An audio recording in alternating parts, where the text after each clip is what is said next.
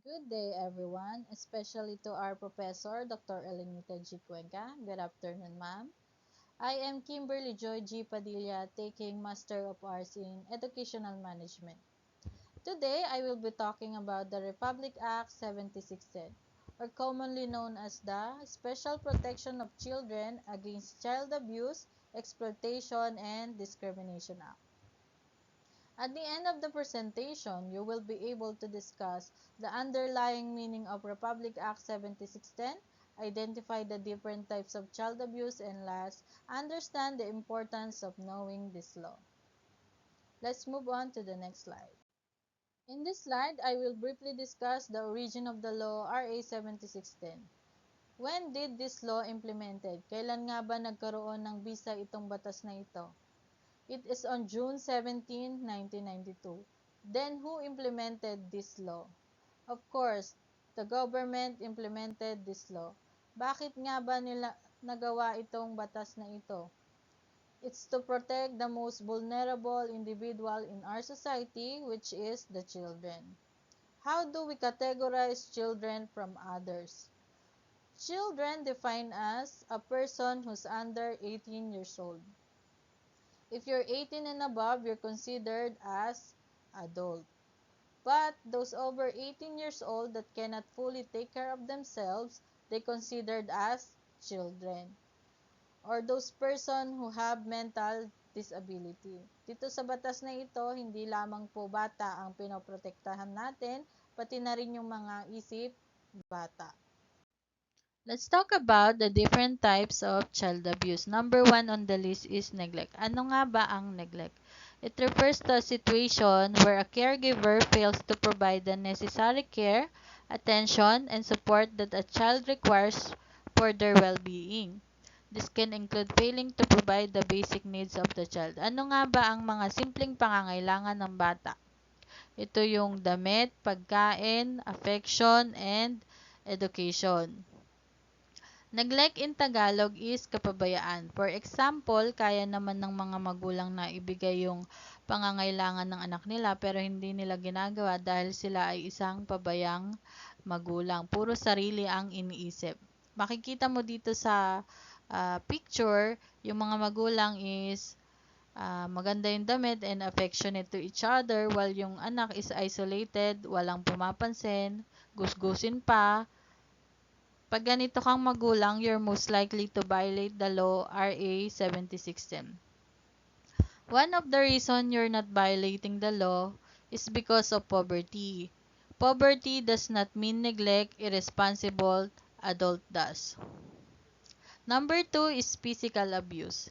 Physical abuse involves intentionally causing harm or injury to a child's body. It includes actions such as hitting, punching, kicking, shaking, burning, or any other form of physical physical force that can lead to pain, injury, or distress for the child. Magkaiba po ang physical abuse at disiplina.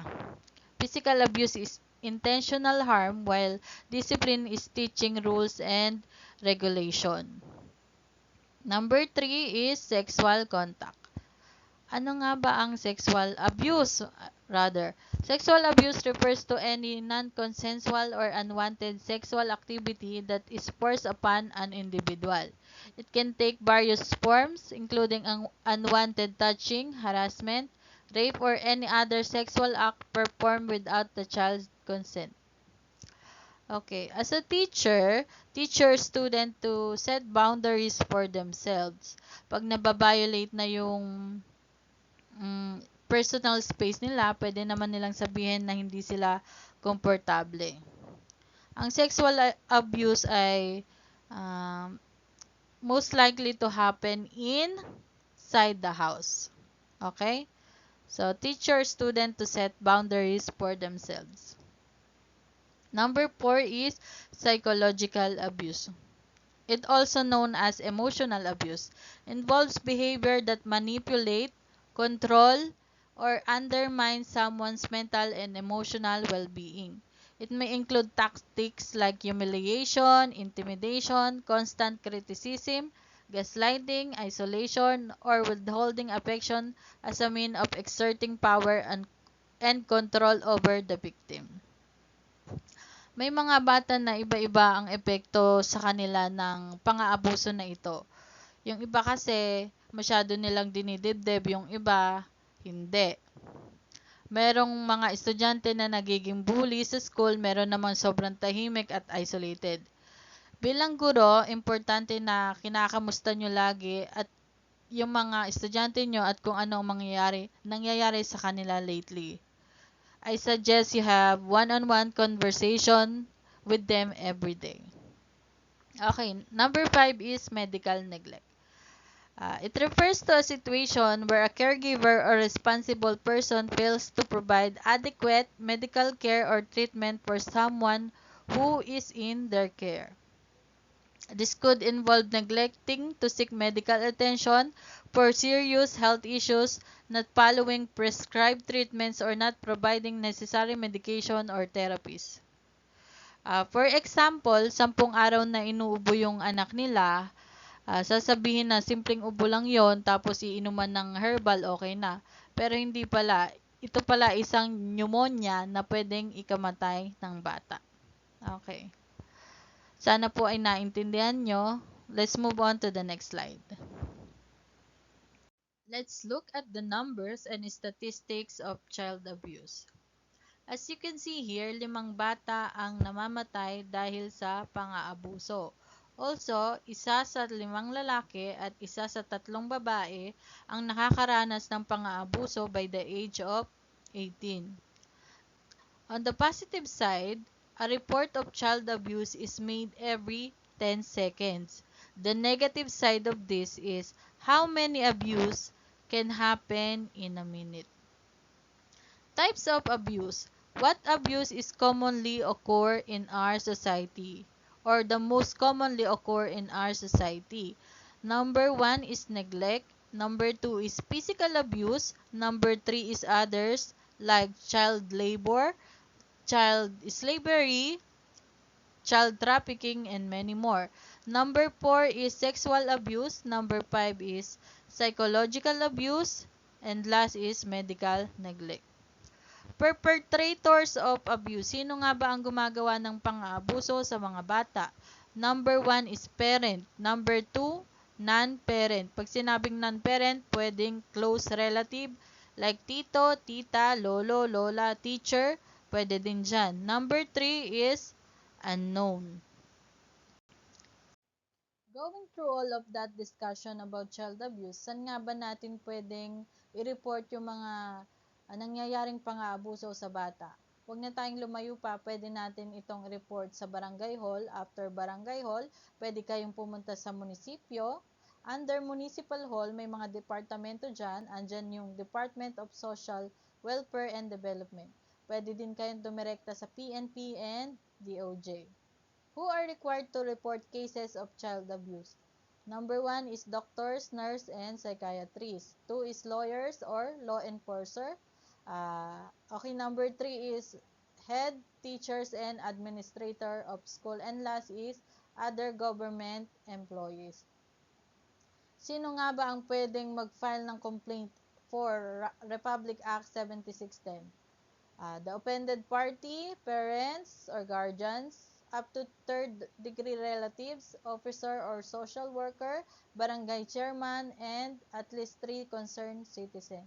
I downloaded a video that support my discussion. Let's all watch and understand.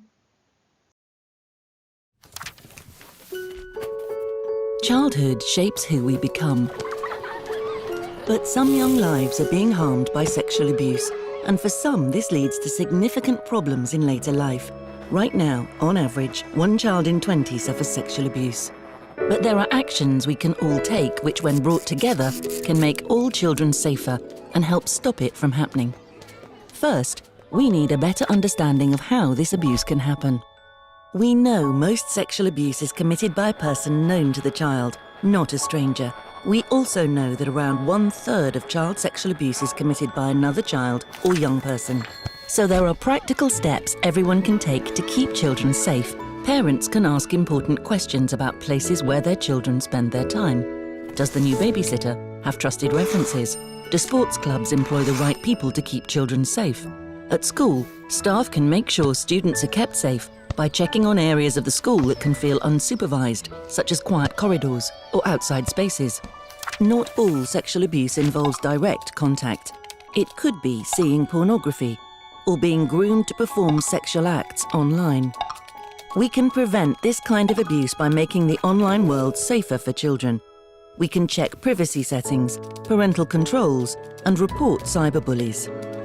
Our NSPCC O2 helpline advisors offer free advice and support with these and any other online concerns. Our Speak Out Stay Safe programme visits every primary school in the UK to teach children that abuse is never okay, that it's never their fault, and who to turn to if they are ever worried.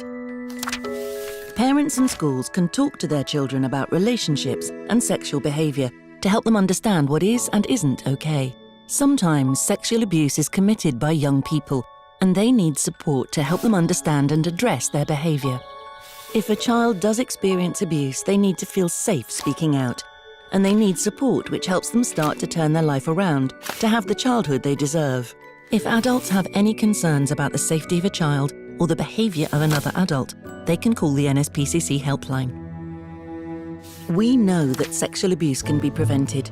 We know how, and we're making progress. And we know that everyone can take steps to protect our children, at home, at school, and online. Together, we can all play a part in making every childhood free from sexual abuse.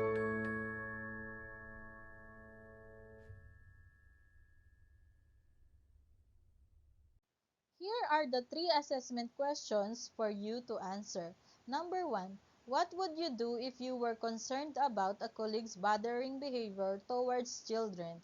Number 2. As a teacher, how do you motivate your students to speak up about their experience with abuse? Number 3. How do you assess a child for abuse? This is the end of my discussion. Please be a gentle adult to make a world a better place to live in. If you like this video, please like, subscribe, and comment what content should I do next. Bye and be safe.